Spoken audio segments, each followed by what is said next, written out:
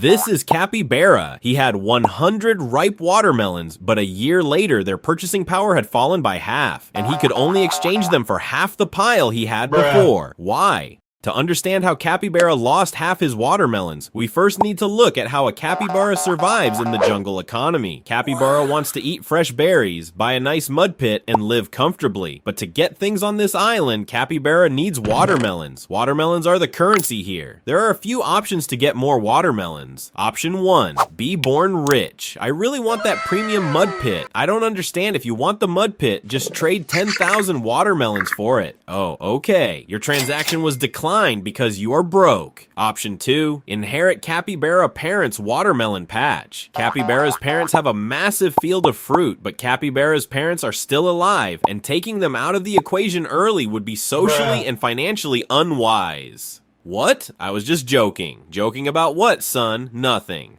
Option 3, Capybara goes to the Central Jungle Bank to save his watermelons, hoping they will grow. This is called a savings account. A savings account is a vault where the bank holds Capybara's watermelons and promises to pay him a little bit of extra fruit over time, usually 1% to 2% interest per year. Since Capybara isn't rich and his parents are still alive, pesky parents, Capybara decides to store his 100 ripe watermelons in the central bank to keep them safe and earn interest. But the central bank won't just let any fruit sit around. They first have to check the quality of the watermelons. They need to be firm, green, and have enough seeds inside to prove they are real value. This is a show of good faith. If everything looks up, the central bank approves Capybara's deposit and gives him a digital certificate. This means Capybara can now go shopping around the jungle market using his certificate. So Capybara takes a look around the jungle market. Some items look good, but they cost too many watermelons. Some items are cheap, but they look bad. Eventually, Capybara finds the perfect investment, a luxury tropical treehouse. Treehouses are rare. Treehouses are valuable. So Capybara makes an offer of 100 watermelons. But so do other capybaras. Sometimes, if enough capybaras want the same treehouse, the real estate market will host an auction. This is a public meeting for animals who all want to buy the same thing using their fruit. The auctioneer will start with an opening price. The starting bid is 50 watermelons. Do I hear 50? Then capybaras will shout out their bids. 50 watermelons. I hear 50. 60 watermelons. 70 watermelons. 80, 90, 100 watermelons. Going once, going twice, sold to the capybara in the back. Capybara hands over his certificate for 100 watermelons, signs the paperwork, and gets the keys to his new tree house. He thinks he won the game. He thinks his hard work paid off. But this is exactly where the hidden system of the island catches him off guard. While Capybara was busy working to earn his 100 watermelons, the governor of the island decided he wanted a luxury boat. But the governor doesn't want to farm or grow fruit. So the governor walks into the central bank, starts up a giant mechanical printing machine, and prints thousands of fake paper watermelon tokens out of thin air. This mechanism is called currency expansion, which triggers the ultimate monster, inflation. Inflation is the cost of printing fruit that doesn't exist. When the governor floods the jungle market with these fake paper tokens, the sellers on the island realize there are now twice as many tokens chasing the exact same amount of real watermelons. The market price naturally reacts. A basket of berries that used to cost 1 watermelon now costs 2 watermelons. The price of wood goes up. The price of mud goes up. Let's do a quick breakdown of how inflation hits your system. Hit the beat. Gasoline fee, first hit of the day. You pay more tokens just to drive away. Grocery fee, checking the shelf. The price of grain is destroying your wealth. Electricity cost, keeping it bright. The utility company takes a massive bite. Insurance rate, protecting your space. They raise the premium right to your face. Rent increase, the landlord calls, demanding more fruit for these 4 walls. Tax collection, the government takes a percentage of every profit you make.